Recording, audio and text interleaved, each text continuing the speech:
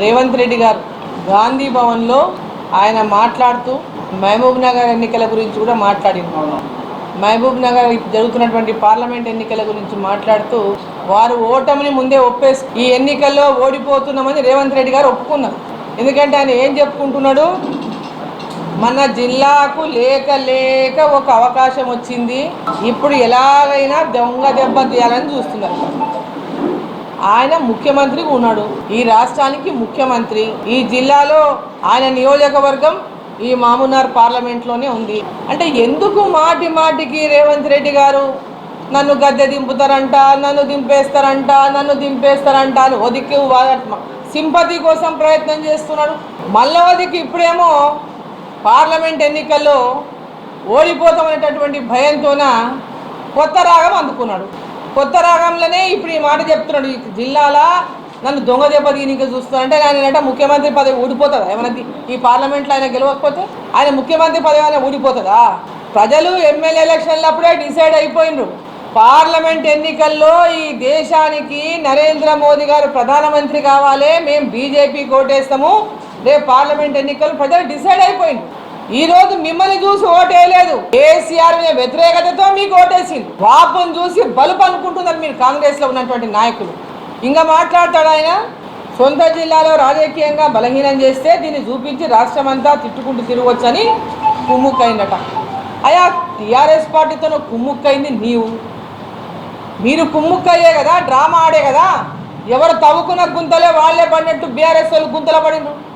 Bharatiya Janata party బలంగా పుంజుకుంటుంది తెలంగాణలని ఒక drama చేసిండ్రు. కాంగ్రెస్ పార్టీ లేస్తుందని మీడియాల ద్వారా రాపించి కర్ణాటకలో వచ్చింది, ఇది అయిపోయింది, వచ్చేసని డ్రామా చేపించి రాపించింది నువ్వే కదా. ఈ డ్రామా రావులే కదా రాపించింది మీడియాలలో పెద్ద ఎత్తున. మీరు తవ్వుకున్న గుంతల మీరు పడిండ్రు.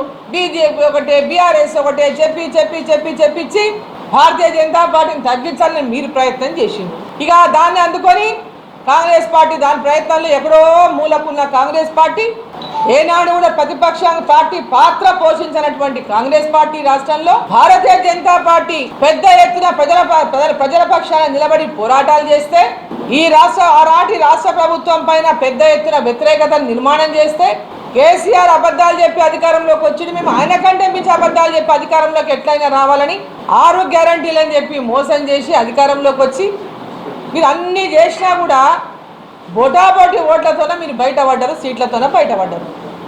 మరి ఈ అభద్రతా భావం మీకు ఎందుకు వెంటాడుతూ ఉన్నది? వీళ్ళకంతా ఒక అభద్రతా భావం వెంటాడుతూ ఉంది ముఖ్యమంత్రి గారికి కానీ కాంగ్రెస్ పార్టీకి కానీ.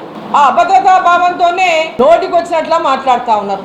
రేవంత్ రెడ్డి గారిని నేను వాస్తవంగా రాజకీయంగానే పార్టీల పరంగా భారతీయ జనతా పార్టీ ఏం చేసిందో, కాంగ్రెస్ పార్టీ ఏం చేసిందో చెప్పుకుంటూ ప్రజల్ని మేము ఓట్లు అడుగుతా ఉన్నాం. కానీ ఇక్కడ కాంగ్రెస్ పార్టీ వాళ్ళు పర్సనల్ అటాకింగ్ చేస్తూ ఉన్నారు డీకే అరుణ మీద. వాళ్ళకి చెప్పుకోనిగా ఏం లేదు, పర్సనల్గా నా మీద మాట్లాడుతూ నన్ను అవమానపరిచే విధంగా, ఒక మహిళ అనేటటువంటి గౌరవం లేకుండా నోటికి వచ్చినట్లలా మాట్లాడుకుంటూ ఈరోజు దొరసాని అంట ఈయన రేవంత్ రెడ్డి గారు మాట్లాడతారు. ఏమని మాట్లాడతారు ఆయన? గద్వాలలో కాంగ్రెస్ కళ్ళు మూసుకొని గెలిచేటోళ్ళమే, దొరసాని వచ్చి ఓట్లన్నీ తీసుకుపోయి అల్లుని కేపించిందట. అయ్యా ఫస్ట్ థింగ్, దొరసాని అన్నందుకు నువ్వు నాకు క్షమాపణ చెప్పాలి. దొరసాని అనే మాట వాడినందుకు నువ్వు నాకు ఈ రాష్ట్ర ముఖ్యమంత్రిగా క్షమాపణ చెప్పాలి. ఇంకా ఒక ప్రతిపక్ష నాయకుని నేను ఇంకా పోరాటం చేస్తున్నటువంటి భావిస్తుంటే, ఇంకా వ్యక్తిగతంగా నేను అటాక్ చేస్తా వ్యక్తుల మీద అంటే చూస్తూ ఊరుకొని అరుణమ్మ సిద్ధంగా లేదు మిస్టర్ రేవంత్ రెడ్డి అని నేను హెచ్చరిస్తా ఉన్నా. ఈరోజు మీరు ముఖ్యమంత్రి అయింది రాష్ట్రానికి, మర్చిపోవద్దు. తెలంగాణలో నువ్వు అసలు ఊహించుకోలే ముఖ్యమంత్రి అవుతామని. ముఖ్యమంత్రి అయినందుకు ఆ పదవిని నిలబెట్టుకొని గౌరవాన్ని పెంచుకో, పాలమూరు జిల్లా గౌరవాన్ని కాపాడు. ఇంతకుముందు కేసీఆర్ తిట్టినట్ట నువ్వు తిడితే నిన్ను కూడా కేసీఆర్ ఏడికి పంపించానో ఆడికే పంపిస్తా. ఇంకా నేను ప్రతిపక్ష నాయకుల లెక్కనే మాట్లాడతా అంటే ఆ వ్యవహారాన్ని మార్చుకోమని చెప్పి నేను తెలియజేస్తా ఉన్నా. పాలమూరు జిల్లా నుంచి, ఈ పార్లమెంటు నుంచి, కొడంగల్ నుంచి నిన్ను 2 సార్లు టీడీపీలో గెలిపించింది. తర్వాత నువ్వు మల్కాజిగిరి పోయినావు, ఇక్కడ ఓడిపోయినావు కాంగ్రెస్ పార్టీలో. మల్కాజిగిరి పోయి పార్లమెంటు సభ్యునిగా అయినావు, పిసిసి అధ్యక్షునిగా అయినావు. ఈ జిల్లా పట్ల నువ్వు చేసినది ఏదో ఒకసారి చెప్పు. ఈ జిల్లాకు జెడ్పీటీసీగా గెలిచినావు, ఎమ్మెల్సీగా గెలిచినావు, ఎమ్మెల్యేగా గెలిచినావు. మరి జిల్లా లోపల ఈ జిల్లా ప్రజానీకానికి, రైతాంగానికి నువ్వు చేసిన పోరాటాలు ఏంది, నువ్వు సాధించిన సాధన ఏంది, నువ్వు ఏ ప్రజలతో మమేకమై తిరిగినవు, ఈ జిల్లాలో ఏ రైతులకు సేవ చేసినావు, ఏ రైతుల కోసం నువ్వు పోరాటాలు చేసినావు, ఏ ప్రజల సమస్యల మీద నువ్వు పోరాటాలు చేసినావు చెప్పు జర. నువ్వు చేసినావా, నీ అభ్యర్థి చేసిండా, ఏం చేసిండు మీరు? అరుణమ్మని పేరు నోరెత్తి అర్హత కూడా మీకు ఎవరికి లేదు. డీకే అరుణమ్మ పేరు తీసి అర్హత కూడా మీకు లేదు. ఏం మాట్లాడుతున్నారు మీరు? దొరసాని, ఆసాని, ఈసాని, ఇది మర్యాదనా? మీ ఇంట్లో ఆడవాడనేటువంటి మాట అంటే నువ్వు సహిస్తావా? వ్యక్తిగతమైనటువంటి ఆరోపణలు చేస్తే, వ్యక్తిగతమైనటువంటి కనుక చిల్లర రాజకీయాలు దిగితే మర్యాద ఉండదని చెప్పి నేను రేవంత్ రెడ్డి గారికి తెలియజేస్తా ఉన్నా మీడియా ద్వారా. నువ్వు గెలిస్తేనేమో నీ గొప్పదనం, ఓడిపోతేనేమో ఇంకెవరో ఓడిచ్చిండు. ఎన్నికలు అంటేనే ఒకరిని ఓడిస్తాయా, ఒకరిని గెలిపిస్తారయ్యా?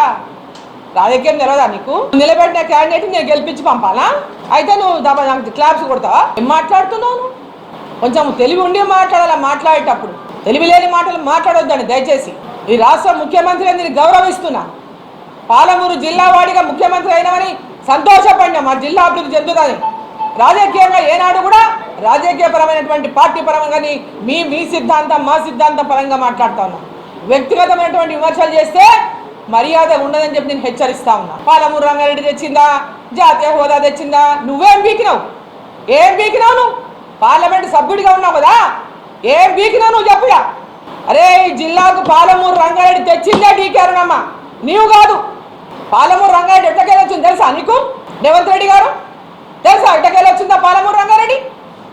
ఎక్కడ ఉన్నావు నువ్వు ఆ రోజు? ఎక్కడ ఉన్నావు నువ్వు ఆ రోజు? ఈరోజు పెద్ద పెద్ద మాట డైలాగులు పడితే అయిపోయింది అనుకుంటున్నారా మీరు?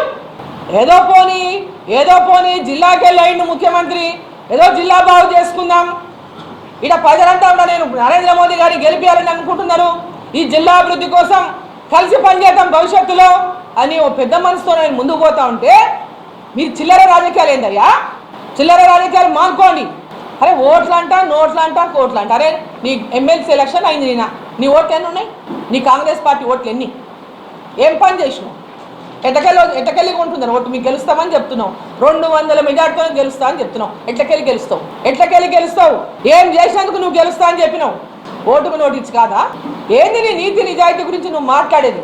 ఈరోజు బీఆర్ఎస్ పార్టీలో వాళ్ళందరినీ నువ్వు చేర్చుకుంటలేవా? అంటే నువ్వు చేర్చుకుంటేనేమో ఓకే, మేము చేర్చుకుంటేనేమో కుమ్ముక్కైంది గుండాల మాట్లాడనీకే. నీకో నీతి మాకో నీతి ఉంటుందా? కొంచెం మాట్లాడే ముందు వెనక ముందు ఆలోచించుకొని మాట్లాడాలి. నేను ఈ జిల్లాలో వివాదాలకు పోవద్దు, అభివృద్ధి లక్ష్యంగా మనం పనిచేయాలి, పాలమూరుని అభివృద్ధి చేసుకోవాలి. ఇంతవరకు వచ్చిన వాళ్ళంతా గెలిచిండ్రు. ఈ జిల్లాకి ఎవ్వరేం చేయలేదు. పార్లమెంటు సభ్యులుగా గెలిచినటువంటి వాళ్ళు పేరు గొప్ప చెప్పుకున్నారు, పార్లమెంటేరియన్లు, బెస్ట్ పార్లమెంటేరియన్ అవార్డులు తెచ్చుకున్నారు, కానీ జిల్లాకి ఏం ఒరుగా పెట్టలే. ఈరోజు జిల్లా మీద ఎవరికైనా ప్రేమ ఉంది మీకు చెప్పండి. నాకు మీకు ఏం అనుబంధం ఉంది పాలమూరుతో? మీ అనుబంధం ఏం చెప్పండి నాకు ఒకసారి. మీ అనుబంధం ఏమి, నా అనుబంధం ఏమి ఒకసారి చెప్పండి. ఈ జిల్లాలో రైతాంగం కోసం, కరువు జిల్లాలో రైతులకు పెద్ద ఎత్తున వలసలు పోతున్నారని పోరాటాలు చేసి, పాలమూరులో ప్రాజెక్టుల కోసం పోరాటాలు చేసి, ఒక ఆడబిడ్డనైనా గద్వాల నుంచి హైదరాబాద్ దాకా ఒకదాన్నే ప్రజలతో మమేకమై నడిచిన పాదయాత్రలు చేసి ప్రాజెక్టులను తీసుకొచ్చిన పాలమూరు జిల్లాకి ఆనాడు రాజశేఖర రెడ్డి గారితో కొట్లాడి ఈ ప్రాజెక్టులకు నీళ్ళు ఇప్పించిన కిరణ్ కుమార్ రెడ్డి చేతుల మీదుగా వీటన్నిటినీ ప్రారంభం చేయించిన. నువ్వు ఎక్కడున్నావు? ఆనాడు మీ క్యాండిడేట్ ఎక్కడున్నాడు? నువ్వు ఎక్కడున్నావు? పనిచేసింది ఆ జిల్లాలో ఏమైనా ప్రాజెక్టుల కోసం? మాటలు చెప్తే సరిపోదు, ప్రజలు కూడా నమ్మేలాగా ఉండాలి ఏదన్నా మాట్లాడితే. ఎందుకేలా మీకు ఓటు? ఈ ఓటు మీకు ఎందుకేలా? మీరు ఇచ్చిన హామీ నెరవేర్చడానికే మీకు ఓటేసిండు. ఆ హామీ నెరవేర్చాల్సిన బాధ్యత మీది. మీరు అంటున్నారు 17 సీట్లు గెలిస్తే రాహుల్ గాంధీ ప్రధానమంత్రి అవుతాడట. ఇగో ఇలా ప్రధానమంత్రి ఎవరో ప్రధానమంత్రి ఇట్లా చూపించమనండి. ప్రధానమంత్రి క్యాండిడేట్ ఫోటో కూడా లేదు వాళ్ళకి. ప్రజలు పెద్ద పెద్ద హోర్డింగ్స్ పెట్టిండ్రు. మరి వాళ్ళ ప్రధానమంత్రి ఎవరో వాళ్ళ క్యాండిడేట్ ఫోటో ఉండాలి కదా. మామూనాడు చుట్టుముట్టు జడ్చర్లా ఎక్కడ చూసినా ఈ హోర్డింగ్లు కనబడతాయి మీకు. మరి ఈ హోర్డింగ్లల్లా రాహుల్ గాంధీ ఫోటో ఎందుకు లేదు? మీ ఏఐసిసి అధ్యక్షులు ఖర్గే గారి ఫోటో ఎందుకు లేదు? జవాబు చెప్పాలా దీనికి. అంటే మీకు అసలు ప్రధానమంత్రి క్యాండిడేటే లేడు. మీకు ప్రధానమంత్రి క్యాండిడేటే లేడు. ఓటు ఎవరికి వేయాలయ్యా? ఎందుకు వేయాలయ్యా? ఎవరి కోసం వేయాలయ్యా? ఇలా ఓడిపోతే నీ కుర్చీ ఏమైనా పీకేస్తామని చెప్పిండ్రా వాళ్ళు? అంటే నీ కుర్చీ పీకేస్తామనే భయానికి ఈరోజు కేంద్రంలో నరేంద్ర మోదీ ప్రధానమంత్రి గారు ఉండొద్దా? నరేంద్ర మోదీ గారి యొక్క ప్రధానమంత్రిగా ఉండి ఈ ప్రాంతానికి మేలు చేయొద్దా? ఈ ప్రాంతంలో అభివృద్ధి జరగొద్దా? మరి నువ్వే కదా ప్రధానమంత్రి దగ్గర పోయినావు, తెలంగాణ అభివృద్ధి కోసం సహకరించండి ప్రధానమంత్రి గారు అని నువ్వే పోయినావు కదా. కేంద్రంలో నరేంద్ర మోదీ గారి ప్రభుత్వం సహకరించకపోతే తెలంగాణ మనుగడనే కష్టం, అభివృద్ధి లేదని చెప్పినావు కదా. నేను కొట్లాడను, అభివృద్ధి కోసం కలిసి పనిచేస్తా అని చెప్పినావు కదా. మరి పూటకొక మాట ప్లేట్ ఫిరాయించాలి. ఇది ఎక్కడ రాజకీయమయ్యా? కొత్తగా చూస్తున్నాను నీ దగ్గర. నేను ఏదైనా ఒక మాట మాట్లాడితే ఆ మాట కట్టుబడినే ఉంటాను. పొద్దున ఒకటి చెప్తావు, సాయంత్రం ఒకటి చెప్తావు. ఫార్మాసిటీని తీసేస్తా అని చెప్తుంది, తర్వాత మళ్ళీ ఫార్మాసిటీ ఉంటుందని చెప్తుంది. అట్లా పూటకొక మాట మాట్లాడి తెలంగాణ ప్రజలంతా కూడా కన్ఫ్యూజ్ చేసుకుంటా అసలు ఈ 6 గ్యారెంటీలు అనేటివి చెయ్యలేమని స్వయంగా రేవంత్ రెడ్డి గారే చెప్పిండ్రు. కేంద్రంలో రాహుల్ గాంధీ ప్రధానమంత్రి అయితేనే ఈ 6 గ్యారెంటీలు అమలు అయితే అన్నాడు. కేంద్రంలో రాహుల్ గాంధీ ప్రధానమంత్రి అవుతాడా? రాహుల్ గాంధీ ప్రధానమంత్రి అయ్యేదే లేదు. పసి పిల్లగాన్ని అడిగినా చెప్తారు ఈ దేశంలో ప్రధానమంత్రి ఎవరైతారంటే నరేంద్ర మోదీ గారు అవుతారని. అంటే ఈరోజు దేశంలో రాహుల్ గాంధీ అయ్యేది లేదు, కాంగ్రెస్ పార్టీనే లేదు దేశంలోన. కాబట్టి 6 గ్యారెంటీలు అమలు అయ్యేది లేదు. సో ఈరోజు ఒక ముఖ్యమంత్రి పాలమూరు జిల్లా, ఈరోజు అదే బీజేపీ జాతీయ ఉపాధ్యక్షురాలుగా అరుణమ్మ పాలమూరుకు జాతీయ హోదా ఎందుకు తీసుకురాలేకపోయింది అంటే, జాతీయ స్థాయిలో ఉపాధ్యక్షురాలుగా ఉంటే నేను మంత్రినైనట్ట? ఆయనకు అసలు రాజకీయాలు తెలుసా? జాతీయ ఉపాధ్యక్షురాలంటే ఏమైనా కేంద్రంలో నాకేమో ఇదేమైనా అధికారం ఉండే పదవా? నాకు అది ఒక పార్టీ పదవికి కేంద్రంలో అధికారం ఉండేటటువంటి పదవికి తెలియలేదంటే ముఖ్యమంత్రి మనకి ఈరోజు ఏలుతున్నాడు ఈ రాష్ట్రంలో అని నవ్వాలో ఏడవాలో ఈరోజు వాళ్ళకు ఉన్నటువంటి అవగాహనకు. తాగునీటికి ఈరోజు మాగునార్లో 4 రోజులకు కూడా ఒకసారి నీళ్ళు వస్తలేవు, బంద్ అయిపోయింది. ఇంకా ఇప్పుడు జస్ట్ ఏప్రిల్ మాసం ఇంకా రాలే మనకు. ఇక్కడనే ఇంతకుముందు రోజు తప్పించి రోజు నీళ్ళు వచ్చేవి నా ఇంట్లో, ఈరోజు 4 రోజులకు ఒకసారి నీళ్ళు వస్తున్నాయి. అంటే పరిస్థితి ఏముందో ఒకసారి ఆలోచన చేయండి. దాని మీద మీ దృష్టి ఉందా? దాని మీద మీ ప్రభుత్వం ఆలోచిస్తూ ఉందా? ప్రజల సమస్యల పైన మీరు ఏమైనా పట్టించుకుంటున్నారా? కేవలం రాజకీయంగా స్పీచ్లు కొట్టి ఇక అయిపోయిందంటే అటువంటి విధంగా ఈరోజు ఉరుకులాడుతున్నారు తప్ప ప్రజా సమస్యలు కానీ, ఈరోజు పశువులకు నీళ్లు కానీ, మనుషులకు నీళ్లు కానీ, పంటలు ఎండిపోకుండా పంటలు కాపాడడంలో కానీ ఎక్కడైనా మీ ప్రయత్నం కనిపిస్తూ ఉందా? వాటి మీద దృష్టి పెట్టండి. ఎలక్షన్లతో పాటు ఈరోజు వాళ్ళని పట్టించుకోకుంటే గ్రామాల నీళ్ళు తాగే పరిస్థితి లేదు, పశువులకు నీళ్లు దొరికేటటువంటి పరిస్థితి లేదు, మేత దొరికేటటువంటి పరిస్థితి లేదు. వాటిపైన దృష్టి పెట్టండి ముఖ్యమంత్రి గారు. అన్ని రంగాల్లో ఈ యొక్క పాలమూరు నియోజకవర్గాన్ని అభివృద్ధి పదంలో నడిపిస్తానని చెప్పి సందర్భంగా మీడియా ద్వారా తెలియజేస్తూ మరొకసారి పర్సనల్ విమర్శలు మానుకోవాలని రేవంత్ రెడ్డి గారిని మీడియా ద్వారా మరొకసారి ఇటువంటి చిల్లర రాజకీయాలు చేయడం మానుకోండి అని చెప్పి నేను హెచ్చరిస్తూ, ఎందుకంటే రేవంత్ రెడ్డి గారు ముఖ్యమంత్రి అయినాకనే ఇటువంటి భాష మాట్లాడేమో అనుకున్నాను. ఎందుకంటే ఒక హుందాగా ఉంటుందని చెప్పి భావించినాం. ఆయన హుందాతనము ఇంకా అబ్బినట్టు లేదు. వయసుతో పాటు హుందాతనం పెరగాలి. మేము కూడా ఒకప్పుడు చాలా గట్టిగా అందరి ఎట్లొచ్చినా ఏమొచ్చినా మాట్లాడినాం. కానీ నేను కూడా ఏదైనా మాట్లాడగలను, ఏదైనా అనగలను.